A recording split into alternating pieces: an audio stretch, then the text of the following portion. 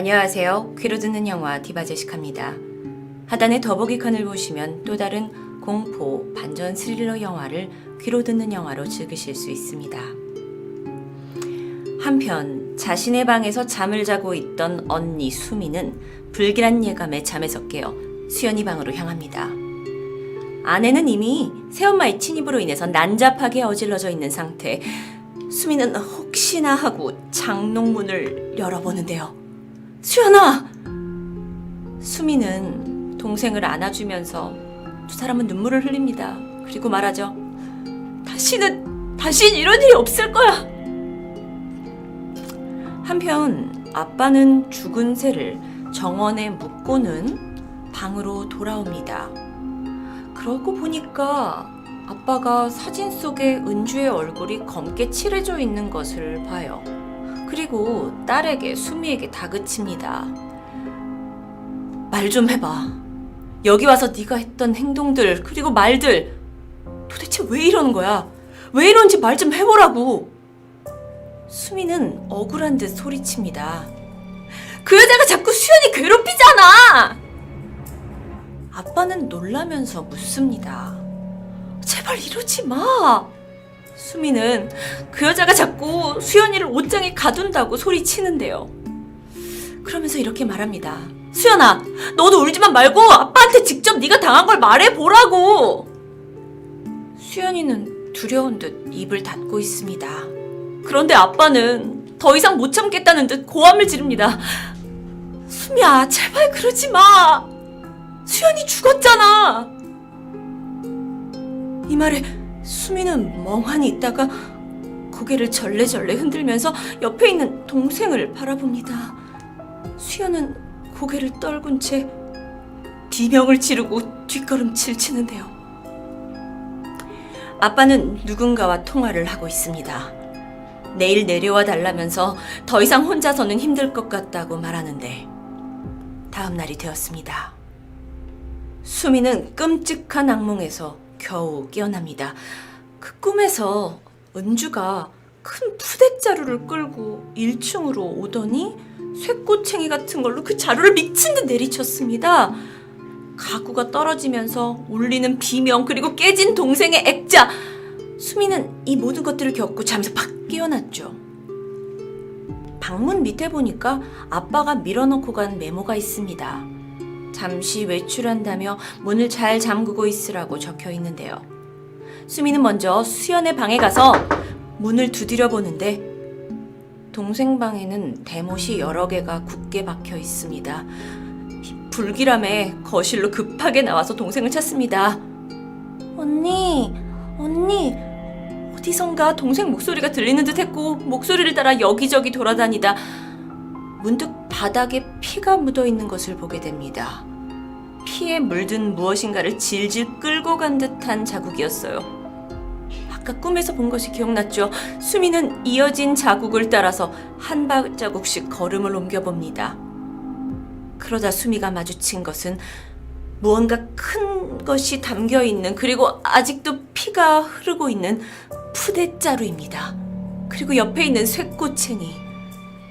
온몸이 떨려왔지만 가까이 다가가서 손을 대봅니다. 수연아!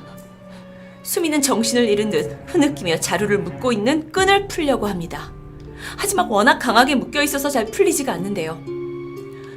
가위를 찾으려고 부엌에 갔습니다. 근데 가스레인지에 주전자가 올려놓아져 있는지 삐 하는 물 끓는 소리가 들립니다. 이 소리를 무시하고 가위를 찾아서 다시 자루가 있는 곳으로 돌아오지만 그 사이 자루는 사라져버렸습니다. 하지만 핏자국은 남아있어요. 그래서 그 움직인 자국을 따라가 보는데 그러다 어느 빈방에 도착합니다. 수연이의 옷장이 이곳에 있네요. 문을 열어보니 피범벅이 된 자루가 옷장 안에 있습니다. 가지고 온 가위로 허둥지둥 자루의 입구를 자르면서 애타게 수연이 이름을 부릅니다. 그런데 뒤에서 인기척이 느껴졌고 고개를 확 돌려서 봤죠. 새엄마 은주입니다.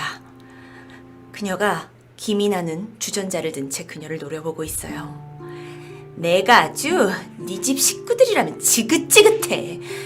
새엄마는 뜨거운 주전자를 수미에게 부으려 했지만 수미가 본능적으로 장롱문으로 은주를 막았고 그 바람에 은주는 주전자를 바닥에 떨어뜨립니다. 은주는 다시 가위를 집어서 수미를 공격하려 했지만 수미가 먼저 가위를 짚고는 은주의 손등을 찌릅니다. 두 사람의 몸싸움이 이어졌고 수미는 탁자에 머리를 찍고 쓰러져 버리고 마는데요. 은주는 쓰러진 수미를 질질 끌어서 거실로 옮겨갑니다. 수미가 정신이 들어 간신히 눈을 뜨고는 위를 바라보는데 새엄마가 무거운 동상을 내려치고 있는 것이 보입니다. 너 진짜 무서운 게 뭔지 알아? 잊고 싶은 게 있는데, 깨끗하게 지워버리고 싶은 게 있는데 도저히 잊지도 못하고 지워지지도 않는 거야. 근데 그게 평생 붙어 다니고 있어. 은주의 말에 수미는 중얼거리듯 말합니다.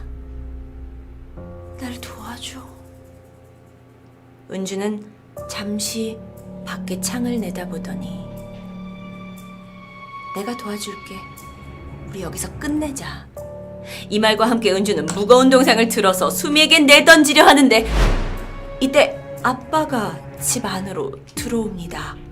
그리고 쓰러져 있는 수미를 발견하죠. 옆에는 이미 깨져 있는 동상들이 보여요. 아빠는 급히 수미를 안아서 소파에 눕힙니다. 손등에 피가 흐르고 있어요. 아빠는 약을 챙겨서 돌아오는데 거기에는 수미가 아닌 은주가 앉아 있습니다. 여보, 수미는요? 눈치를 살피며 말하는 은주의 물음에 아빠는 쳐다보지도 않고 말합니다. 제발 그만 좀 해. 나도 이제 지쳐. 그리고 은주의 손에 알약을 건네주고는 밖으로 나갑니다. 은주는 무기력하고 두려운 눈빛으로 약을 바라보는데요. 그때 다시 누군가 들어옵니다. 고개를 들어보니 들어오고 있는 사람은 말끔한 정장을 입은 은주였습니다. 그녀가 걱정스럽게 이름을 부릅니다. 수미야. 기억의 단편들이 떠오릅니다. 조금 전 인형이 들어있던 부대자루를 힘겹게 끌어서는 세막대기로 내려쳤던 사람이 누구였는지, 아빠가 건네주던 알약 2개를 여태까지 먹었던 사람이 누구였는지, 아빠 침대에서 예쁜 잠옷으로 갈아입고 앉아있던 사람이 누구였는지, 옷장 이야기를 회피하던 아빠의 목소리, 어쩜 자신이랑 생리 날짜가 똑같냐는 새엄마, 집을 방문했던 남동생에게 신나게 옛날 이야기를 했지만 기억이 없다던 대답, 수연이는 죽었다고 말하면서 아빠가 분노하는 모습. 처음 이곳에 온 사람은 자신 혼자였다라는 것을 이제야 깨닫습니다. 수연이는 없었던 거죠.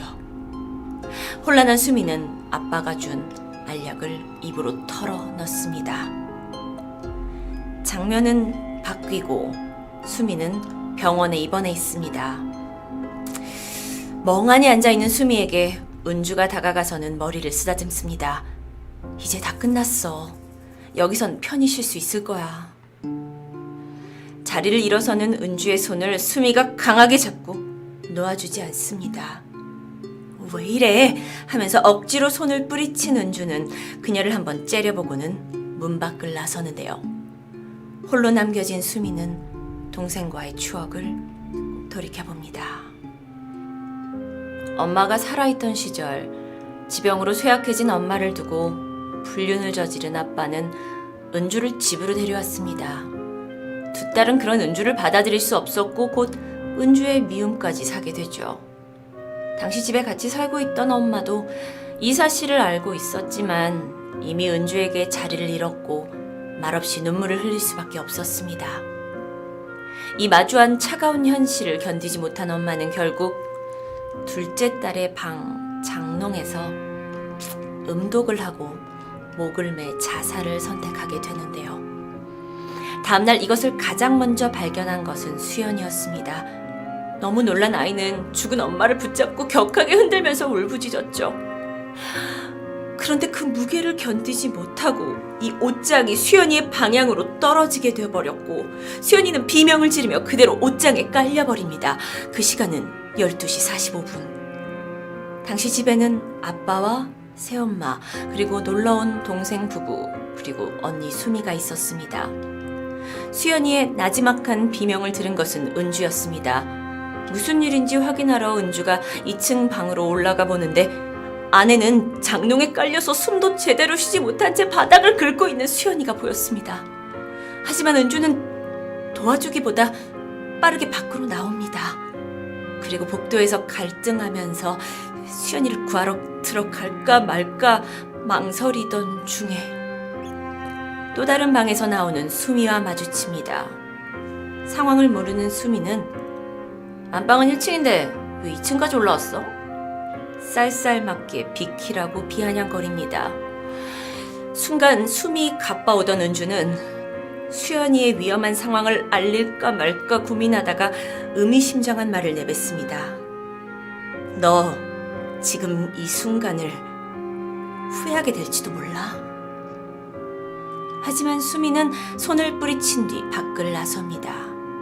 수연이는 여전히 누군가 자신을 구해주길 바라며 애타게 바닥을 긁고 언니를 부르고 있죠.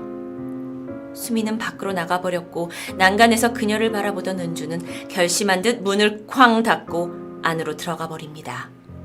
수연이의 손이 더 이상 움직이지 않습니다. 다시 현실로 돌아온 영화. 은주는 예전 그 집에서 홀로 식탁에 앉아 잠시 생각에 잠깁니다.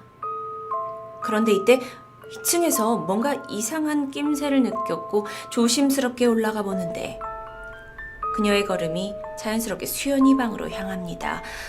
안에 들어가 보니까 말할 수 없는 으스스한 한기를 느끼는데요.